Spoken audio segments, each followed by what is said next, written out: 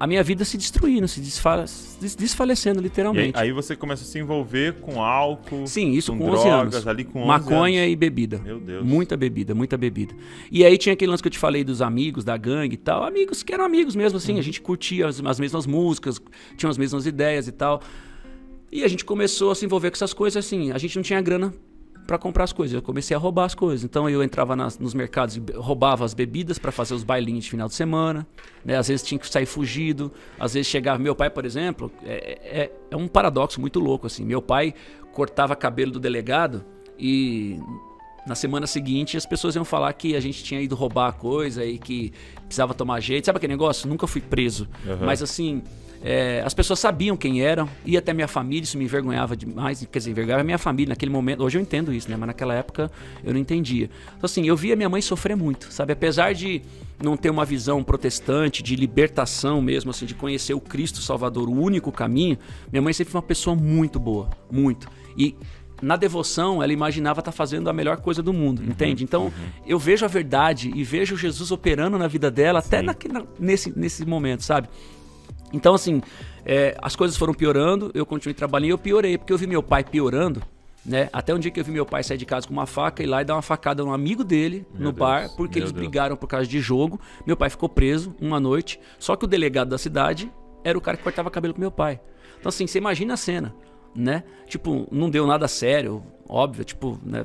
Mas teve o processo da situação. E aí eu comecei a olhar e falei, cara, eu vou ser pior que meu pai. É mesmo? Porque eu me senti muito revoltado. Tipo, eu não tinha... A minha alegria era ou beber ou fumar maconha, mas principalmente a bebida, muita bebida, né? E fumar. Quando eu conheci porque meu pai fumava demais. E aí, quando eu conheci o cigarro, através de amigos, não, aquela famosa história dos anos 80 e tal, não, é só pra fazer charme, porque as pessoas achavam bonito na televisão, ficar com aquela porcaria. Filmes, era um negócio exatamente, muito... aquela desgraça lá, e de ficar fumando, e eu me viciei naquilo. Né? Eu com 12 anos, cara, eu fumava 3 maços de cigarro por dia, tá 60 cigarros, Meu Deus. Juro pela minha vida. Tem que falar pela nossa vida. Foi muito pesado. E assim, eu fazia tudo aquilo ao mesmo tempo que eu tava me viciando, mas era uma coisa automática de querer ser pior do que aquele que estava me maltratando. Uma rebeldia.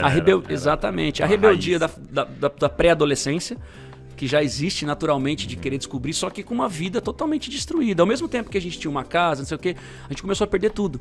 Então, a gente, durante pelo menos um ano, assim, a gente foi sustentado pelos vizinhos, pela família.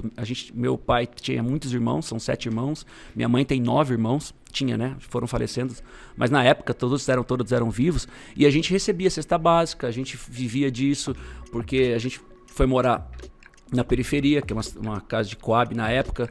Né? Então, assim, tudo virou de ponta cabeça pra gente, né? Foi uma coisa muito doida. A gente não tinha grana, não era rico, não era nada disso, mas a gente tinha uma vida tranquila pros anos 80, né? Uma vida de classe média baixa, mas tranquila. A gente viveu limbo, assim, durante 2 anos, 3 anos. Quando meu pai descobriu o câncer, ele tinha 47 anos e eu tinha 12. Aí a nossa vida caiu mesmo, ponta cabeça. Minha mãe teve que trabalhar em 2 empregos, como eu falei. Ela trabalhava de empregada doméstica, começou a fazer trabalho com merendeira também. Eu tive que trabalhar, então eu trabalhava de garçom, eu entrava às 6 horas da tarde no serviço, saía 1 da manhã, 1h30, chegava em casa, dormia, acordava às 6, 6h30 para ir pra escola. Então chegou uma hora que eu tive que parar de estudar, né? Ou eu tinha que escolher, a minha prioridade era ajudar em casa. Apesar de toda aquela loucura que eu falei pra você, eu sempre chegava no final do mês e dava grana pra minha mãe. Olha só. Entende? E tinha um senso de responsabilidade em relação ao que estava acontecendo, mas ao mesmo tempo o outro lado, que a gente não é tratado, é aquilo que eu ouvi uma vez falar, não adianta você ser 90% sarado, você tem que ser 100% curado, né? Porque aqueles 10% vai contaminar de novo, não adianta. Então isso tudo foi acontecendo para chegar na história que eu conto para você, no dia 8 de fevereiro de 93, aqui em São Paulo. Eu fui convidado pelo meu primo, que na época era da igreja. Ele foi pro interior e viu a minha situação. Eu tava vendendo cachorro quente nessa época, eu era vendedor de cachorro quente. Tinha 16 anos, morava no interior. Ele falou pra minha mãe... Tinha 1 ano que seu pai tinha falecido? Tinha 1 ano. A minha mãe resolveu mudar pra uma cidade onde ela mora até hoje, que é a cidade natal dela, onde ela nasceu, que é Lucélia, onde ela mora, interior de São Paulo, pra lá de Marília. E ela chegou... eu fui antes pra trabalhar num restaurante, fui 4 meses antes. Meu pai faleceu em junho, em novembro eu fui pro interior. Minha mãe começou a mexer nas coisas pra ver. A casa era da minha avó, a mãe do meu pai, né? Ela teve que vender, fazer a partilha, aquela coisa toda da casa lá. E eu fui trabalhar. Em fevereiro minha mãe mudou pra lá. E aí eu tive problema com... Porque eu já tava muito com problema de droga, de bebida e tal. Acabei tendo problema no trabalho. Saí do trabalho. Tipo, do nada... Eu não ficava sem trabalhar, mas ao mesmo tempo, tipo assim, perdia a paciência e ia embora por causa desses problemas.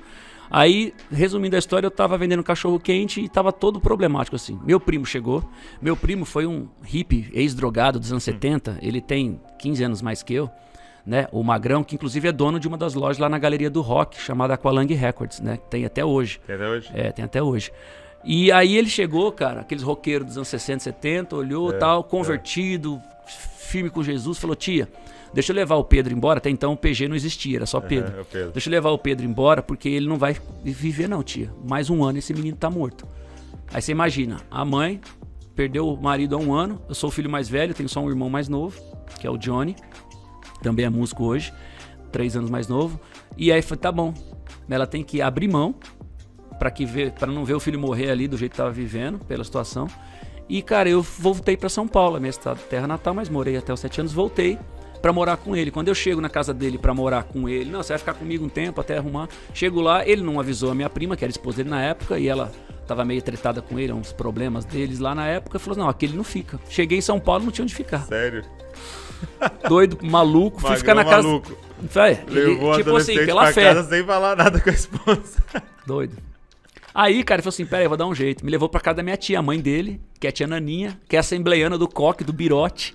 E eu maluco, fumando na casa dela, desrespeitando ela, fazendo de propósito, porque eu tinha pavor de crente, eu odiava crente, eu achava ridículo, aquela coisa toda, esses caras tudo doido. E você já tinha uma inclinação pro rock e tal assim? Sempre.